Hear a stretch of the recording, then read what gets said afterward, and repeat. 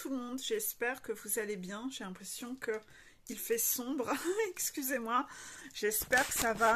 Je ne sais pas si c'est mon écran qui est... Je sais pas. Bon, mon écran est un peu bizarre, j'ai l'impression que je suis dans le noir. Ah, ça va mieux. Ouais, ça va mieux quand même. Voilà. Donc, c'est plus lumineux. J'espère que vous allez bien. Le jour où je tourne cette vidéo, nous sommes le 25 septembre.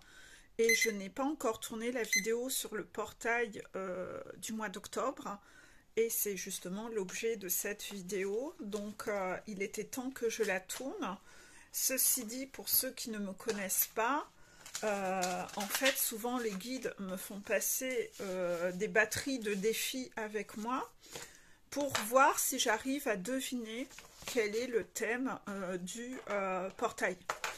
Ça devient comme un petit jeu entre eux et moi pour de jeux de devinettes. Donc, j'ai connaissance de ce portail depuis le 17 ou le 18, mais j'ai pas eu l'occasion de tourner la vidéo. Et comme on a continué de me faire beaucoup de tests autour de ça, j'avais peur d'avoir une énorme charge mentale dans la tête et de oublier. Donc finalement, j'ai pris plein de notes au fur et à mesure des défis chaque jour pour me rappeler de quoi j'allais parler. Et c'est déjà le premier message pour vous dans cette vidéo, c'est que vous allez devoir apprendre à prendre des notes pour ne pas oublier certaines choses. Vous ne le faites pas assez. Moi, je le fais sur plein de sujets. Quand je travaille, j'écoute les gens, je prends des notes, etc. Pour mon ménage, je fais même des listes pour ça. Les courses, je fais des listes. Voilà, je fonctionne beaucoup avec un agenda. Tout est noté. Dans la cuisine, il y a un calendrier. Tout le monde connaît ses rendez-vous, les impératifs. Quand les gens me demandent « Mais c'est quand mon rendez-vous ?» Ben, regarde sur le calendrier. Donc, ils prennent le pli. Voilà, c'est écrire. Écrire. Pensez à avoir un crayon un peu plus souvent. Si vous n'avez pas de crayon à portée de main, on a quand même toujours notre téléphone à portée de main. Et dans notre téléphone, il y a des applications notes. Donc, voilà, prenez des notes. C'est le premier message que vous avez dans cette vidéo. On va parler donc de ce portail, qui est le portail du mois d'octobre, qui est le portail de l'écoute. Le portail de l'écoute. Les guides, j'ai été un peu étonnée de ce thème du portail, mais d'un autre côté, après réflexion, je me suis dit quelque part, c'est logique. Vous voyez une contraction, parce que les guides râlent depuis plusieurs mois sur le fait que vous n'écoutez pas assez bien. Vous êtes trop dissocié, vous partez dans tous les sens, vous n'êtes pas concentré et vous écoutez mal. Et une mauvaise écoute provoque beaucoup de problèmes, et beaucoup plus que ce que vous imaginez. Désolée, j'ai une étiquette dans le dos qui semble me gratter, et c'est assez désagréable. Donc, par rapport à ce sujet de l'écoute, voilà, si vous n'écoutez pas bien, si vous écoutez mal, ça crée chez vous et dans votre vie beaucoup de problèmes. Donc si on vient travailler sur cette écoute, on va réussir à régler beaucoup de problématiques et vous rencontrerez nettement moins de problèmes. Donc ça, c'est finalement le premier message à retenir. Les guides constatent que vous auriez pu éviter de louper plein de défis, vous auriez pu éviter plein de problèmes si vous aviez une meilleure écoute, si vous aviez une écoute de qualité. Donc, allons-y. Ce mois-ci, ce sera le portail de l'écoute. On va vous expliquer un petit peu au fur et à mesure de cette vidéo et sans doute dans différentes vidéos dans le mois, les risques quand on écoute mal. D'accord? Voilà, les risques. Ok?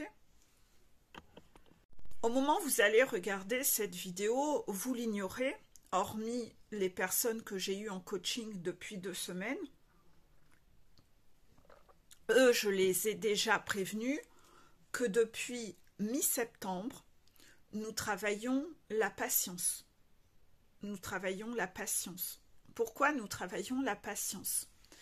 La patience, c'est un trait qu'il est très compliqué d'avoir quand on est quelqu'un de contrôlant, quand on a la blessure de trahison.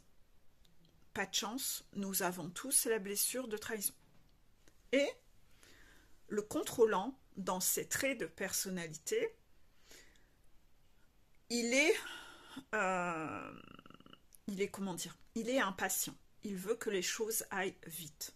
Et souvent, cette impatience va faire qu'il va faire les choses mal, parce qu'il va faire les choses à la va-vite, dans la précipitation et pas en profondeur. Donc, le travail sera mal fait. C'est un peu une caractéristique du contrôlant. Cette impatience de ne pas savoir gérer sa frustration. Parce que lui, il est névrosé par le avoir. Quand il n'a pas ce qu'il veut, il est frustré. Quand il est frustré, cette impatience, là, cette névrosité, il est frustré et là, il ne supporte pas de ne pas avoir le contrôle, que les choses n'aillent pas plus vite. Il a besoin d'avoir plus vite. Voilà. Ça, c'est le côté contrôlant. D'accord? Le mois précédent, nous avons travaillé différentes choses. Nous avons travaillé quoi?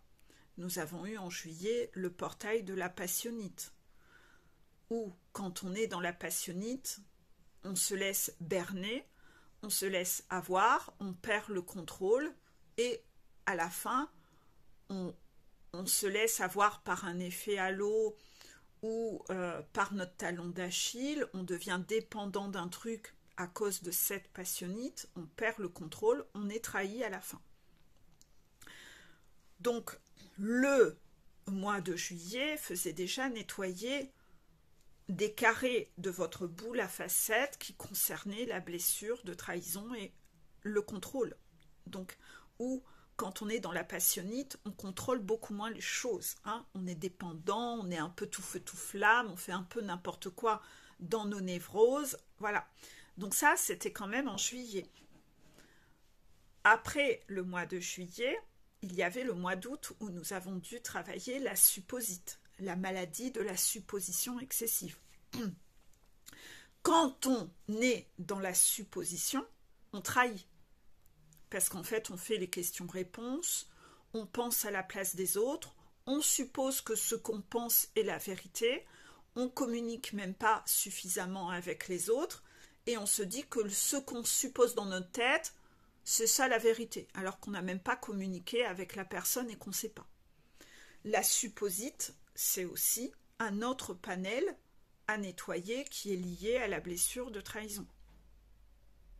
Donc si vous avez déjà bien travaillé le mois de juillet, si vous avez bien travaillé le mois d'août, en principe, vous avez fait un beau nettoyage sur votre blessure de trahison. Et on a enchaîné avec quoi? Avec un mois de septembre sur la dalidite, la païte, qui sont aussi liées à la blessure de trahison. Pas que, puisque ça tourne beaucoup sur le regard des autres. La dalidite, c'est vouloir être sous les projecteurs, vouloir être aimé, contrôler son image pour être aimé. Donc ça vient toucher non seulement sur la blessure de trahison, le contrôle de l'image, d'accord? Ça vient travailler la blessure d'injustice et ça vient travailler la blessure d'humiliation. Puisque la blessure d'humiliation et la blessure d'injustice sont beaucoup axées sur le fait d'être parfait en apparence pour être parfait au regard des autres. Soit pour ne pas être humilié dans le cas de la blessure d'humiliation, soit pour être juste et parfait au regard des autres, parce que être parfait, c'est être quelqu'un de juste, dans la blessure d'injustice. D'accord?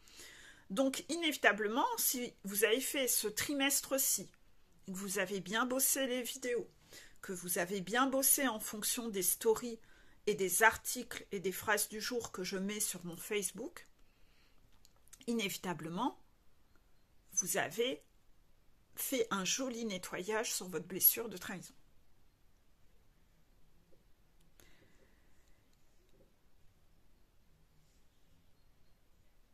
D'accord.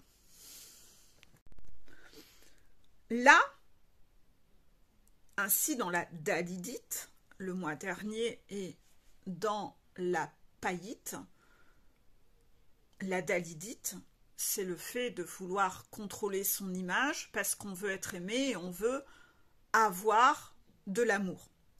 Voilà, hein, c'est ça, avoir de l'amour, avoir de la reconnaissance, voilà.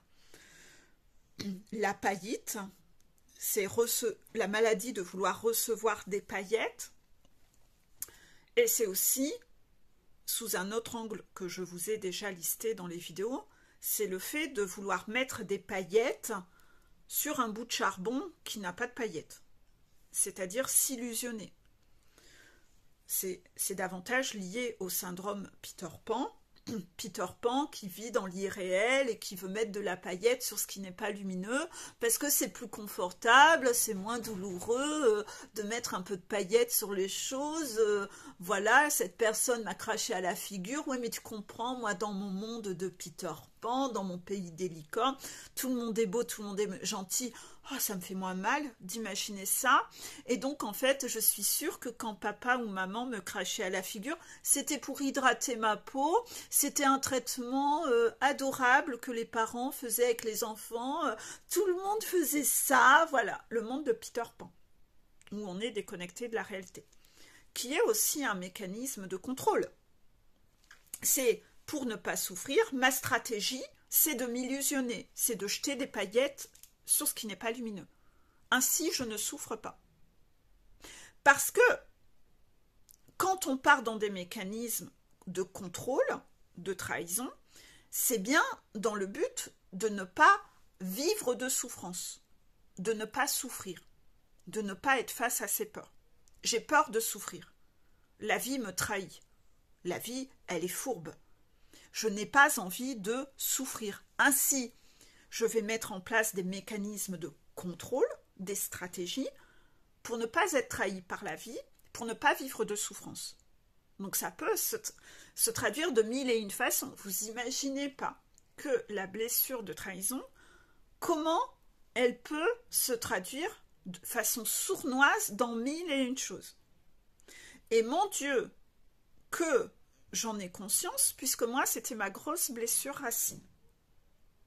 J'avais certes une longueur d'avance par rapport à vous, parce que moi, ma blessure d'injustice, je l'avais nettoyée dans mes vies antérieures. Je l'ai souvent expliqué, pour ceux qui arrivent sur ma chaîne, j'avais cet avantage que les guides ne cessaient de me dire que moi, je n'avais pas de blessure d'injustice. Donc, inévitablement, j'étais beaucoup plus docile dans ma façon d'être guidée. D'accord? Mais j'avais quand même une blessure de trahison qui était là, la blessure racine dans tout. Comme elle n'était pas couplée avec la blessure d'injustice, j'avais pas ce côté têtu. Ma façon d'être contrôlante n'était pas dans ce côté têtu. C'était plus dans un côté où mes méthodes de contrôle à moi, c'était plutôt la méthode serpillière. Comme ça fait pas très glorifiant, ça fait pas très paillette, hein. Non, non, non, ça fait pas très sexy. C'est quand même la réalité de comment j'étais. Si vous écoutez mes vidéos, je vous ai quand même raconté mille et une anecdotes, comment je voulais être transparente, comment je voulais raser les murs, je voulais pas faire de vidéos. J'ai dû me prendre des foudres pour faire des vidéos, je repoussais toujours à plus tard. Moi, ce que je voulais, c'était ne pas être vue. Il y a mille et une choses qui font que j'étais très portée sur le fait de ne pas déplaire aux gens pour rester dans ma cloche et mon cocon où je ne souffrirais pas.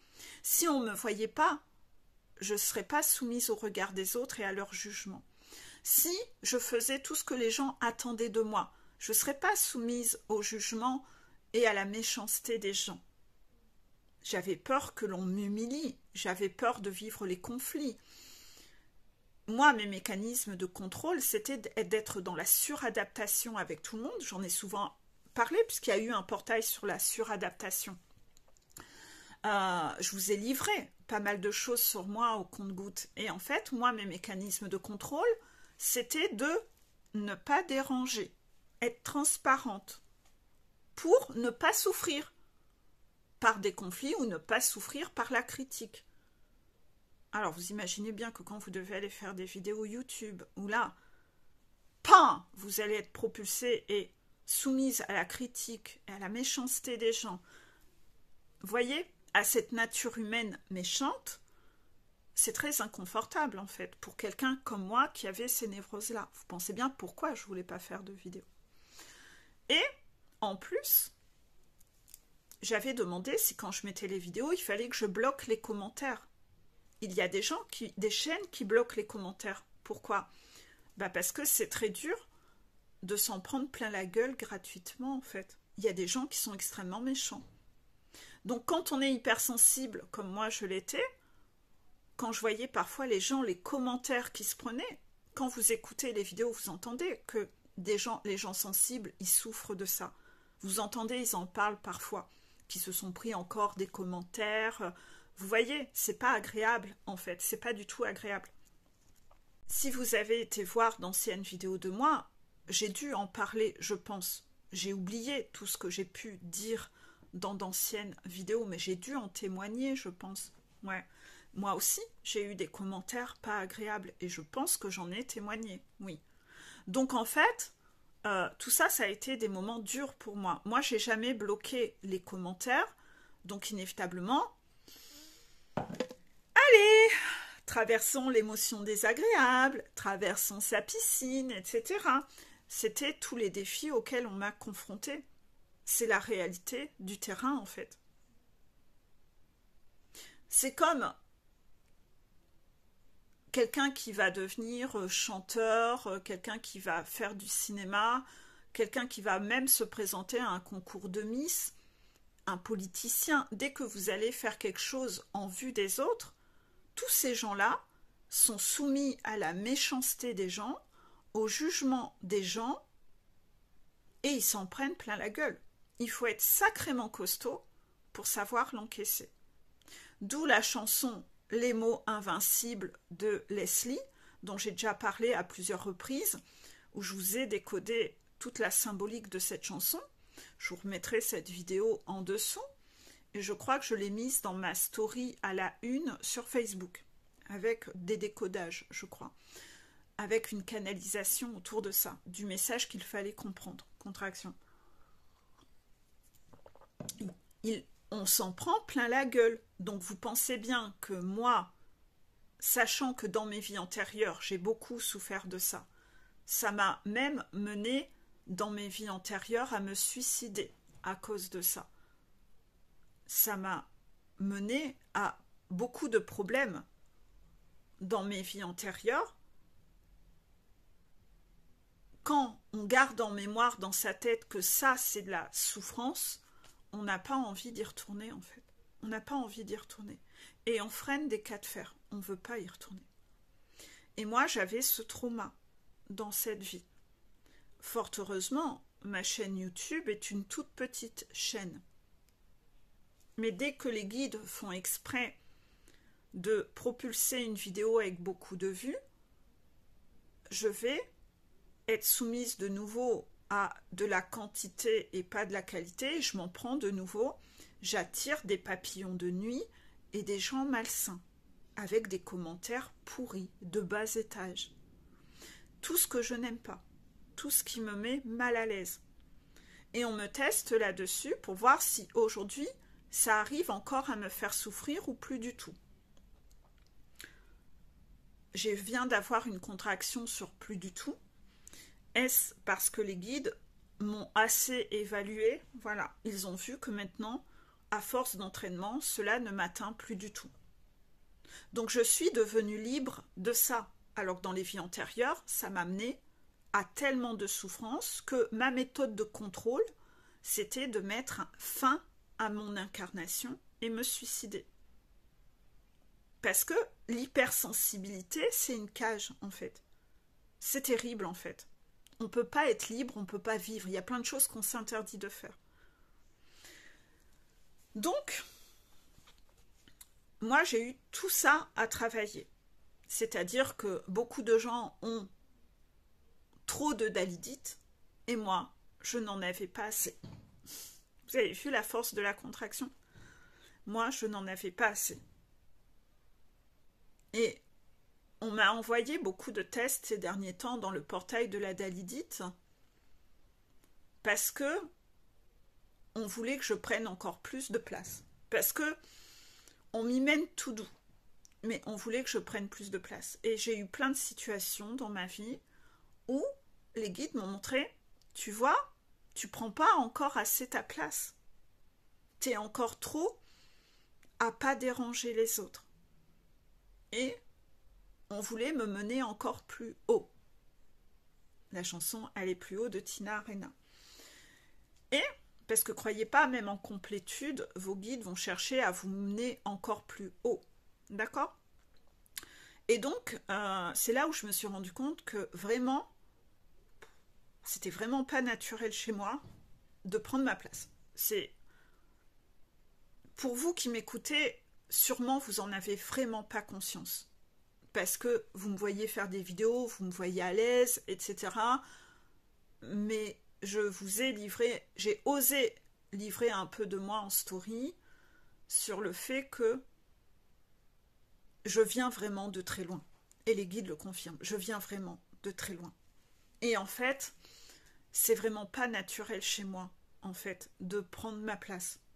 Et dans ma vie personnelle, croyez-moi que prendre ma place, ben les guides m'ont vraiment mis en lumière que franchement, Peggy, allez, hein, faut encore y aller. Hein. Et en fait, on m'a vraiment beaucoup poussé là-dessus. Peut-être que j'aurai le temps de vous raconter des anecdotes. Ça vous permettra de vraiment voir aussi comment est Peggy dans la vraie vie. Pas que là, dans la vidéo, dans son travail. Mais croyez-moi que c'est vraiment pas naturel chez moi. Hein. C'est vraiment pas naturel. Aurélie, qui est une amie proche, et qui m'a vu passer toutes ces étapes-là, je pense qu'elle est capable de témoigner en dessous de la story pour vraiment vous exprimer que franchement, prendre ma place, c'est pas naturel chez moi. C'est pas naturel chez moi. Ça me demande de me faire violence et de faire des efforts. C'est devenu naturel dans certains domaines professionnels, mais pas surtout. Croyez-moi. Croyez-moi. D'accord? Donc, quelque part, ça vous montre que quand vous serez en complétude, vous ne serez pas parfait. Vous resterez imparfait sur certaines choses parce que vous garderez des pans de votre personnalité. Vous ne serez pas quelqu'un de parfait en complétude, mais en tout cas, vous ne serez plus toxique pour les autres. Mais dans vos imperfections, vous garderez encore des imperfections qui pourraient vous rendre toxique envers vous-même. Mais la priorité, ça va déjà être de ne plus être toxique envers les autres. Les petits reliquats qui vous maintiennent dans la toxicité envers vous, ça sera nettoyé. On ira encore plus loin au fil du temps. Hein? Mais il y a comme un niveau acceptable pour réussir à atteindre le haut de la montagne, ensuite la complétude. Et la complétude va être testée et à un moment vous aurez votre diplôme complétude, voilà, comme j'ai eu. Mais c'est pas pour autant que vous arrêtez de travailler. C'est plus laborieux comme avant, puisque là ça touche que des choses, vous n'êtes pas toxique envers les autres, mais vous êtes toxique encore sur certains sujets envers vous-même. Vous voyez, on peut encore aller plus haut pour te rendre encore plus libre. Et en fait, ce travail-là est quand même très agréable à faire parce qu'à chaque fois, vous sentez que vous vous libérez de poids et de chaînes et que vous devenez moins toxique envers vous et moins dans l'auto-sabotage parce que vous vous êtes tellement habitué à certaines choses que vous vous rendez même plus compte que même ça, c'est pas ok. Et ces petits reliquats-là sont quand même acceptables pour atteindre un haut de montagne et pour atteindre un état de complétude. Donc, j'espère que je vais vous rassurer. On ne vous demande pas d'être quelqu'un de parfait. Pour moi, c'est rassurant de... Je pense que c'est important de vous rassurer là-dessus. Car j'ai de plus en plus de témoignages où vous me dites que je vous inspire beaucoup. Voilà. Contraction. Vous avez vu, j'ai osé le dire, les guides. Ceux qui m'ont eu en coaching, c'était un mot que j'arrivais pas à prononcer. Voilà. J'arrivais pas à mettre dans la même phrase, moi et inspirante. Et ça a été un sketch avec plusieurs d'entre vous. Hein. Les guides m'ont demandé de l'écrire le mot inspirant au-dessus de mon ordinateur parce que ce mot, j'arrivais pas à l'employer. Donc là, vous voyez, j'ai osé. Rien que ça, vous voyez, c'est trop peu de dalidite chez moi. Mais c'est maladif sur plein de trucs, en fait. Bah, rien que cette phrase-là, je viens de faire un effort. Vous voyez? Et j'ai relevé le défi, j'ai osé le dire en vidéo. Voilà. Donc, j'ai pris ma place. Voilà. Je vais avoir des bravos après de mes guides. Voilà. Vous êtes nombreux à avoir trouvé que j'étais quelqu'un d'inspirante. Voilà, je l'ai même dit 2 fois. Et donc, en fait, par rapport à ça,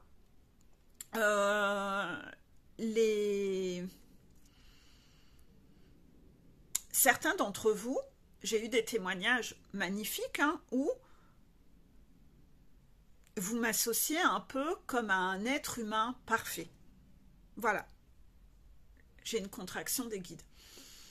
Et je voulais vous rassurer, pas du tout, je ne suis pas parfaite. Je ne suis pas parfaite, j'ai plein d'imperfections. Mais d'un autre côté, comme je vous ai dit dans une vidéo, le mot être humain parfait n'existe pas. Sur un être humain, c'est pas un mot qui existe. Donc en fait, chacun y met la définition de c'est quoi pour moi la perfection. Et dans une vidéo que je remettrai ici en dessous où j'ai parlé de cette notion de perfection, je vous ai donné de ce fait-là, comme c'est une définition qui n'existe pas pour les êtres humains, vu que ça n'existe pas, chacun y met sa propre définition. Moi, je vous ai donné dans cette vidéo quelle est pour moi la symbolique de la perfection chez l'être humain, et puis je vous ai dit, vous allez mettre une définition différente, puisque comme ça n'existe pas, chacun va y créer sa propre définition. Quand ça n'existe pas, c'est ça. Donc, plusieurs d'entre vous avaient associé que comme je suis, je représente un peu la perfection. Donc pour moi c'est important de vous montrer, n'allez pas croire que je suis quelqu'un de parfait pour autant, je suis imparfaite bien sûr. Là je vous montre mes imperfections justement, où ne pas savoir prendre sa place, ça crée aussi des problématiques. Peut-être que vous vous en rendez pas compte, mais moi si, par des anecdotes, je vous le montrerai, comment des trucs cons je fais tellement naturellement. Parce que comme si c'est tellement intuitif chez moi de ne pas prendre ma place. Voilà. C'est vraiment un truc de fou. Par rapport à ça,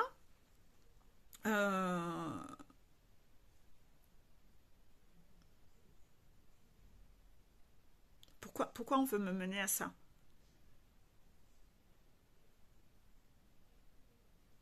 D'accord. On me dit, les guides veulent me comparer à un runner. Les guides veulent me comparer à un runner. Vous avez besoin d'entendre tout ce que je viens d'expliquer depuis le début de la vidéo. Vous avez besoin de l'entendre.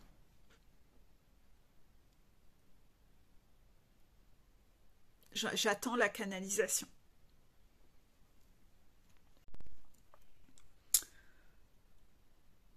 La peur, la névrose de ne pas vouloir déranger, c'est quelle blessure? Vous le savez, ceux qui sont en coaching avec moi, c'est la blessure de rejet. Et la blessure de rejet, c'est la plus grosse blessure de qui? Du runner. Donc, je ne sais pas comment les guides veulent exprimer ça. Allez-y, je me laisse porter.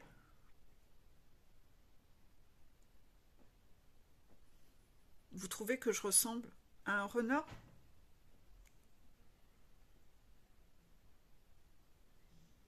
Je ressemble à un renard.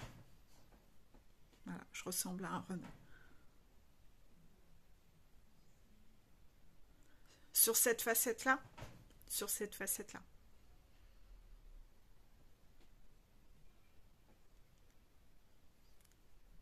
Donc, c'est pour ça qu'on voulait que je vous fasse tout ce blabla avant, pour que vous entendiez que parfois, c'est vraiment, on a tous des facettes chez nous où c'est vraiment pas naturel d'être de telle ou telle façon.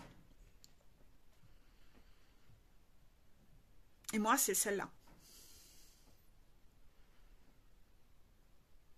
Et quand vous avez monté votre montagne, que vous avez tout guéri, et que vous avez encore des côtés comme ça, récalcitrants, que c'est vraiment pas naturel, c'est parce que là, on touche à la personnalité de la personne. On touche à la personnalité de la personne. Et ça,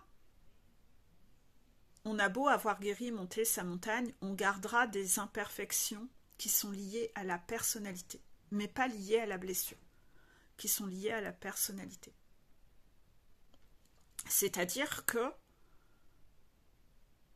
même si on veut me mener plus haut, j'atteins mes limites. J'atteins mes limites. Je vais garder des imperfections. Ça, moi, j'en étais convaincue. Je ne pensais même pas réussir à aller aussi haut. Voilà, les guides le savent. Donc, en fait, je suis encore bon public. Je relève mes défis pour encore voir si j'arrive à aller plus haut. Mais c'est vraiment pas naturel chez moi. C'est vraiment... On atteint les limites de ce que l'on pouvait guérir de mes blessures. Et mes blessures sont OK, voilà. Mais après, ça touche la nature profonde de mon noyau de personnalité et on ne peut pas aller au-delà. Donc ce truc-là, je ne vais pas savoir réellement le changer. Donc vous voyez, on gardera tous des imperfections à la fin. Par contre, ce n'est pas à vous de jauger ça. Parce que vous, parfois, vous êtes qu'au tiers de votre montagne et vous dites « Non, mais ça, je ne vais pas le changer, c'est ma personnalité. » Et votre image est faussée. Votre image est faussée. Ce n'est pas votre personnalité, c'est encore vos blessures. C'est pour ça que c'est très compliqué de se auto-coacher seul et qu'on a besoin d'une aide extérieure. Parce que sinon, en général, on ne va pas assez haut. Parce qu'on ne vient pas nous contredire, on ne vient pas nous pousser dans les retranchements. Est-ce que vous avez déjà vu un élève s'auto-évaluer à ses examens d'école? Non, s'il n'est pas évalué par quelqu'un d'extérieur, il n'ira pas plus haut. Il va avoir tendance à se donner que des bonnes notes et il va se bloquer. C'est la triste réalité. Parce que vous êtes coaché par votre ego. Et votre serpent, c'est la personne qui a le plus envie que vous ne sachiez pas aller en haut. Parce que lui veut garder le plein pouvoir. C'est votre serpent fourbe à l'intérieur. Donc c'est un peu le problème.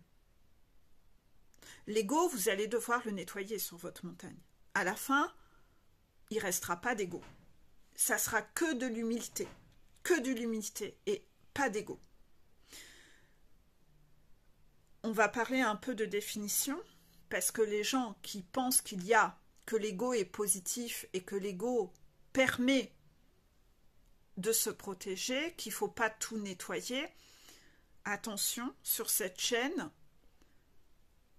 ce que certains appellent l'ego positif qui permet de protéger, moi, depuis le début, j'appelle ça le yang, la force d'action guerrière à l'intérieur. Et je n'ai jamais évoqué ça en ego positif et ego négatif. Pour moi, dans cette chaîne, j'ai toujours employé le mot ego comme ego négatif. D'accord? L'ego mal placé, l'ego lié aux blessures, l'orgueil, la prétention, la vanité, la non-remise en question, l'entêtement, les peurs qui bloquent, tout ça, les peurs liées aux blessures. Pourquoi? C'est un choix personnel fait avec les guides parce que le fait d'utiliser le même mot pour du négatif et du positif, les gens, ça les embrouille là-dedans. Donc au moins, en utilisant l'ego que pour l'aspect négatif et la force guerrière d'action, le courage, la protection, c'est la sécurité côté yang, le côté masculin, l'énergie de feu, l'énergie masculine qu'on a tous en soi, c'est beaucoup plus limpide. Il n'y a pas d'ambiguïté possible.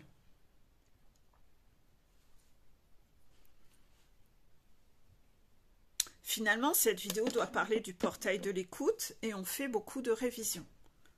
Visiblement, vous avez besoin de commencer ce portail en écoutant ces révisions, avec attention, en conscience.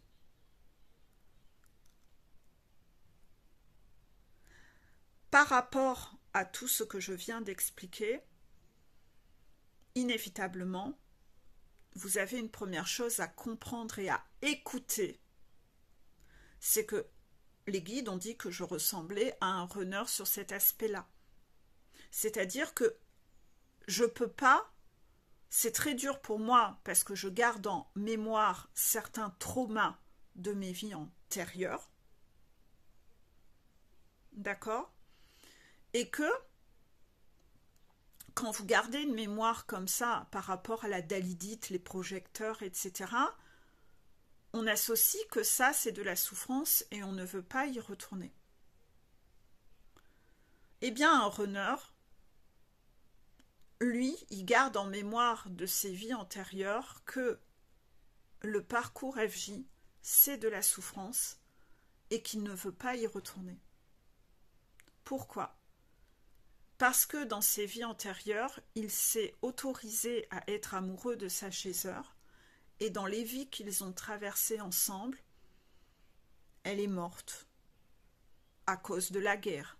Elle est morte parce qu'elle est tombée malade.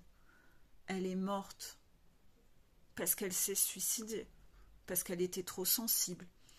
Elle est morte pour plein de raisons. Et il garde en mémoire que ça, c'est dur. C'est dur. C'est dur d'aimer quelqu'un et de la perdre. Donc en fait, c'est pour ça que il a comme une peur d'y aller parce qu'il pense déjà à ce moment traumatique où il va la perdre.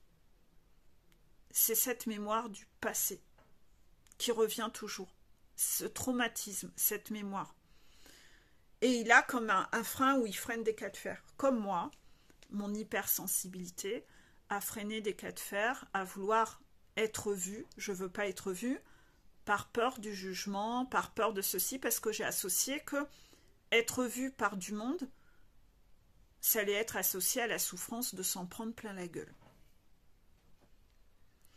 Vous aviez besoin d'entendre cela. C'est le deuxième message que vous aviez besoin d'écouter. Ainsi, vous tous qui m'écoutez, vous avez des mécanismes de contrôle où vous freinez des cas de fer parce que vous associez que ce truc-là, c'est la souffrance. C'est pas la même chose que moi. C'est pas dans le même contexte que moi. Moi, c'est être vu. Vous, c'est pas ça. Vous, c'est pas ça. Vous, c'est un autre sujet.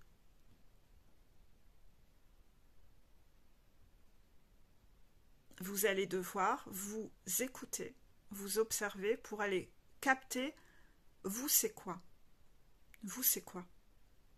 Et ça, vous allez devoir vous écouter, faire connaissance avec vous-même à l'intérieur et vous observer. Donc inévitablement, vous allez devoir... C'est pour ça qu'il fallait aussi nettoyer la patience depuis le milieu du mois.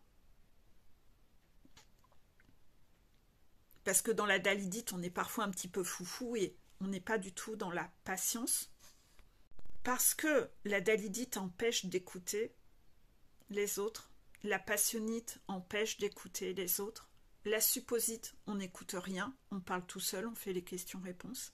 Et ce mois-ci, on va travailler l'écoute. Il y avait un travail de préparation en amont pour ce portail-ci. La patience, pour bien écouter, il faut être calme. Donc inévitablement, il ne faut pas être énervé à cran, il faut savoir être calme. Pour moi, c'est facile de savoir écouter, puisque ma complétude est confirmée. Mais beaucoup d'entre vous, vous écoutez pas assez bien parce que vous n'en êtes pas encore là. Et l'écoute, il va falloir quand même la travailler maintenant parce que ça vous éviterait de louper certains défis. Ça vous permettrait de moins souffrir si vous écoutiez bien. Si vous ramassiez réellement les pièces du puzzle comme un petit poussé qui les ramasse en temps et en heure. Parce que si vous prenez l'habitude d'écouter les vidéos 1 mois ou 3 mois après, les défis, ils ont eu lieu il y a 1 mois ou 3 mois. Donc vous prenez du retard, c'est insensé. Vous loupez tous les défis. Vous n'écoutez pas. Vous n'avez pas de capacité d'écoute. Toutes les personnes qui sont en coaching avec moi, réfléchissez déjà à cette thématique de faire déjà votre travail maison, comme à l'école, un travail maison, d'essayer de capter qu'est-ce que ça pourrait être, vous, votre truc, comme ça, où vous freinez des cas de fer. Ne venez pas me dire que c'est la même chose que moi. Non, vous aurez 0. C'est autre chose. Je viens de le dire avant, si vous avez écouté. Si vous avez écouté, on vient de le dire avant. C'est encore un exemple concret.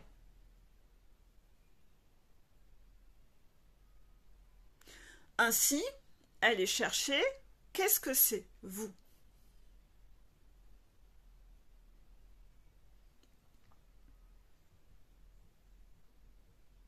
Et on en parlera en coaching. Cette vidéo ne va pas s'arrêter là. On va commencer à parler du premier risque autour de l'écoute. Pourquoi l'écoute est importante? Parce que vous allez déjà devoir travailler sur ce pan-là et ensuite les autres vidéos sur l'écoute arriveront plus tard. Pourquoi c'est important de savoir écouter? Je vais aller chercher un café quand même. Hein, voilà, je reviens. Voilà, petit café, ça fait du bien. Donc pourquoi l'écoute est importante et que si vous écoutez mal, vous créez du danger. Vous vous trahissez en fait. Parce que déjà vous allez devoir travailler le gaslighting. C'est-à-dire les gens qui vous la mettent à l'envers et qui essayent de vous enfumer en vous racontant n'importe quoi. Vous allez avoir des défis autour de l'enfumage, le gaslighting. C'est une méthode utilisée par les pervers narcissiques pour vous la mettre à l'envers.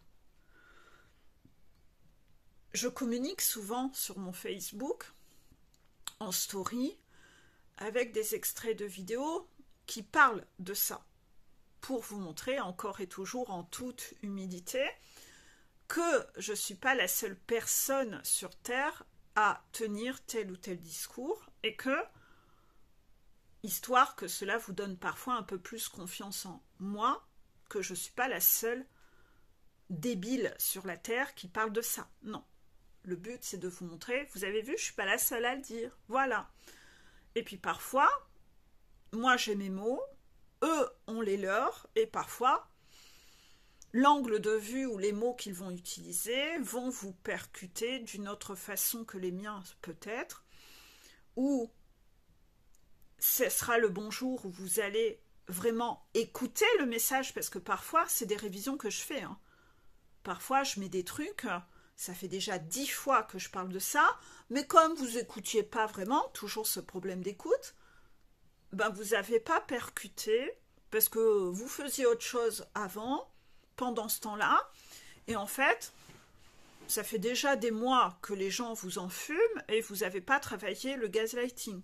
Et là, ce mois-ci, on va vous représenter des défis avec des personnes qui vous font du gaslighting Et vous allez devoir savoir ouvrir les yeux là-dessus. Donc inévitablement, vous êtes censé avoir travaillé vos passionites en juillet, d'arrêter d'être dans la supposite et de vous illusionner avec votre supposite à faire les questions-réponses. Vous avez dû travailler la dalidite et le fait de mettre des paillettes sur ce qui n'est pas lumineux. Ça devrait vous aider déjà à avoir une meilleure écoute. Et vous allez déjà savoir mieux capter les gens qui vous enfument. Je vous ai fait quand même tellement de vidéos que dans toutes les vidéos, je vous ai quand même parlé déjà de l'enfumage et du gaslighting. Comment font les pervers narcissiques?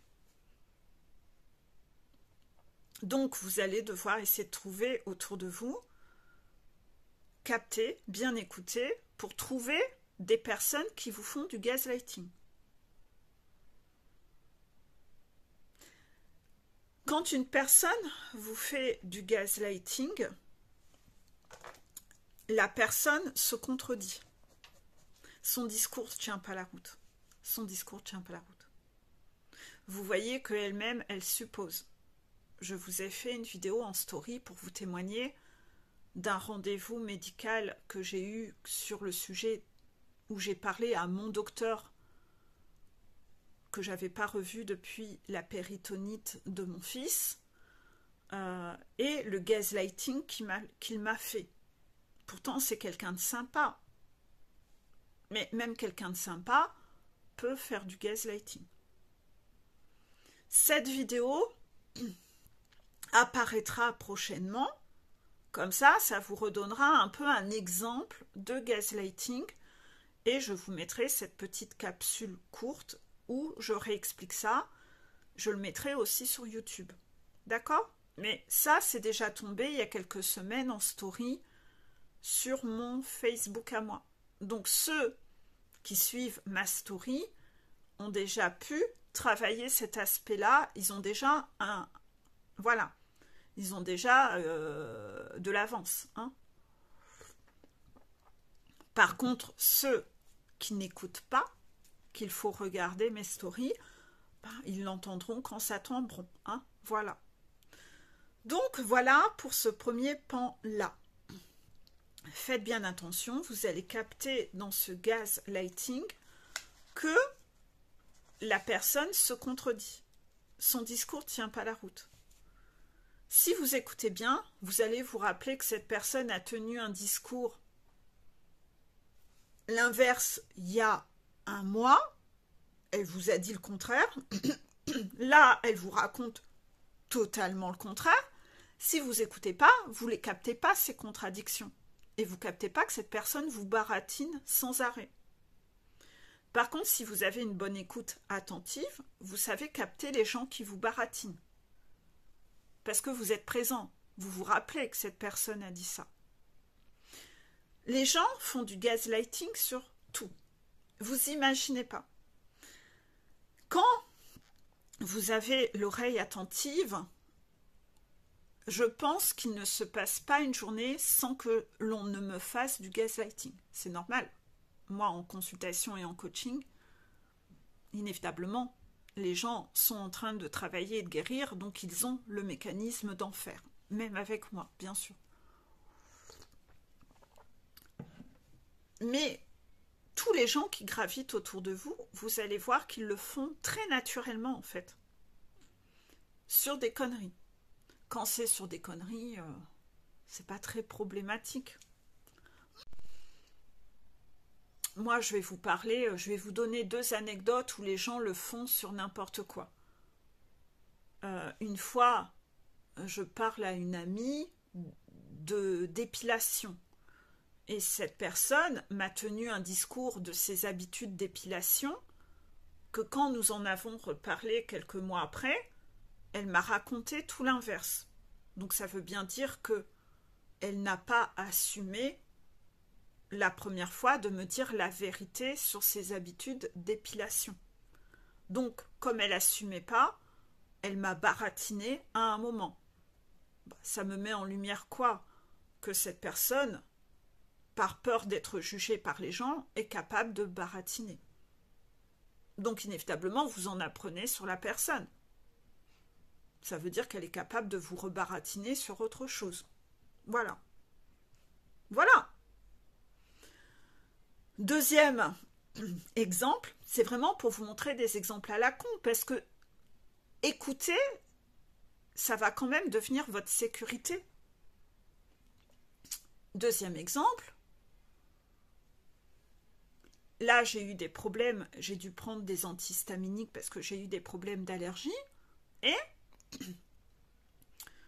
une personne m'a dit « Ah, j'ai le même antihistaminique que toi, mais là, en ce moment, je suis en panne, donc il me faut quelques jours. Quand je l'arrête, il me faut quelques jours pour que l'antihistaminique fasse son effet. » Ah, d'accord, intéressant. Moi, j'écoute en conscience, donc je me rappelle ça.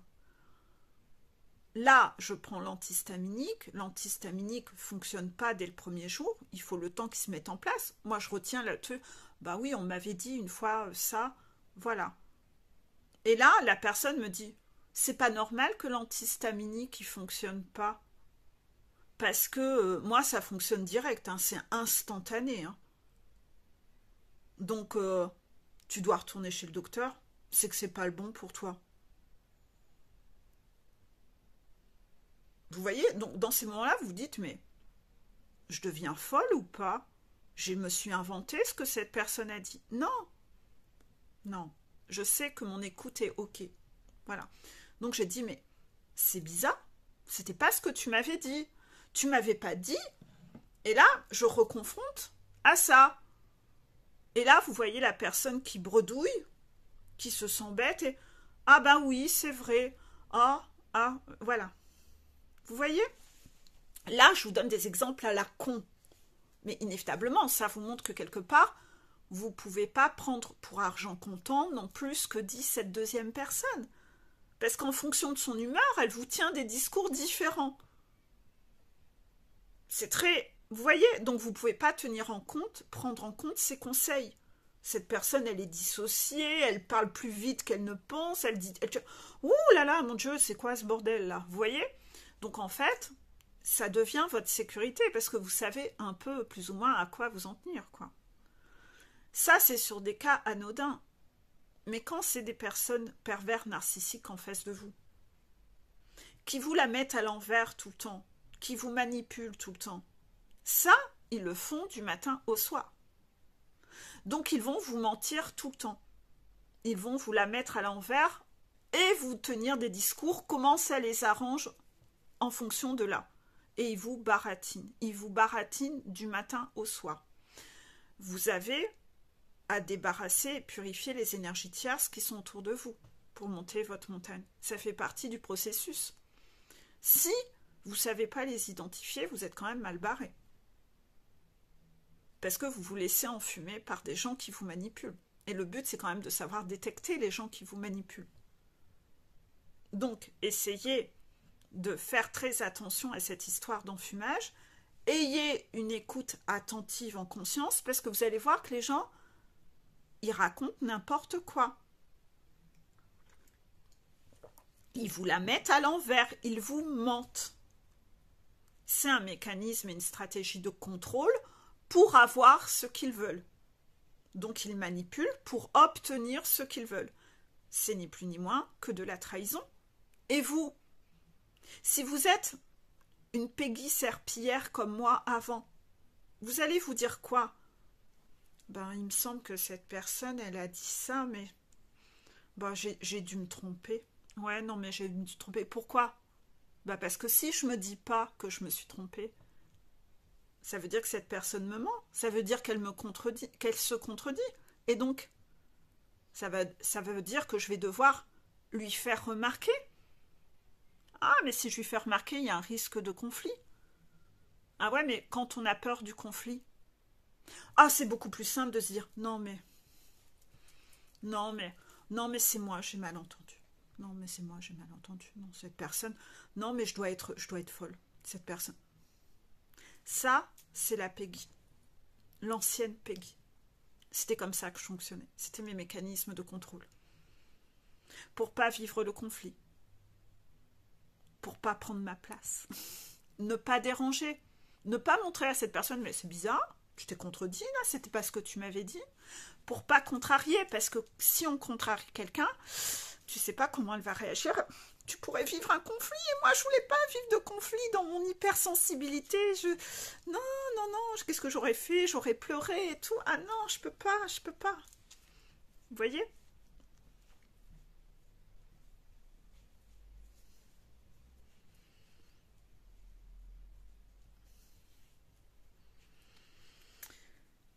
J'ai appris à montrer aux personnes qui se contredisent. C'est bizarre.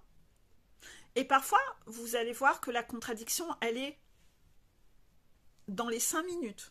Cette personne a su vous dire, par exemple,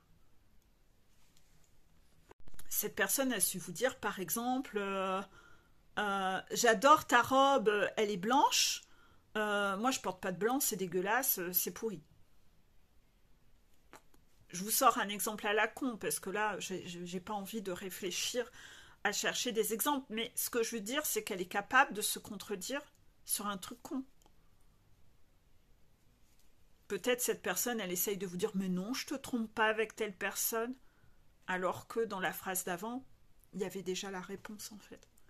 Vous voyez, sur des trucs beaucoup plus graves, où « Mais non, je t'ai pas pris de l'argent là-dessus, je connais pas tes codes », alors que peut-être la phrase d'avant, c'était « Mais ça vient d'où ce prélèvement que tu as sur ton compte en banque ?»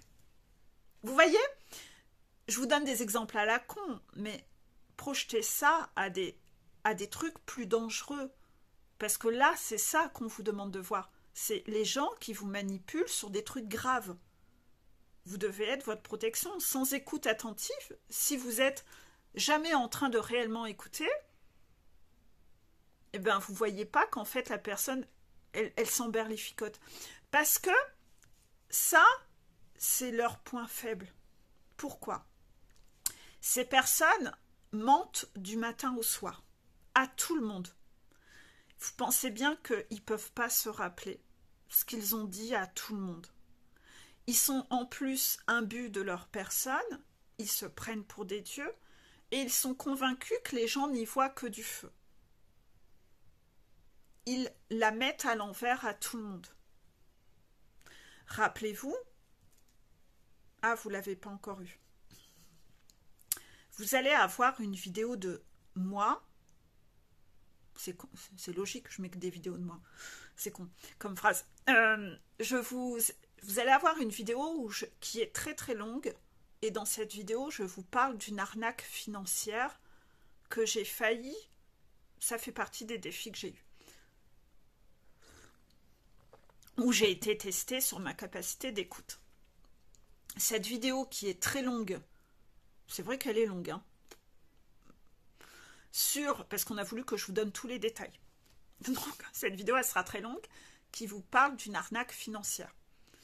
Les guides ont voulu que je donne tous les détails. Je pense que c'est la vidéo où j'ai pris le moins de plaisir à tourner. Je l'ai trouvée chiante à tourner, à donner tous les détails, mais j'ai joué le jeu. Je vous ai donné tous les détails que les guides voulaient que je vous donne. Pour que vous compreniez et d'essayer de capter sur quoi on m'a testé sur les détails au niveau de l'écoute. Où il fallait que je fasse attention aux détails. Et là, j'ai eu un gros défi écoute.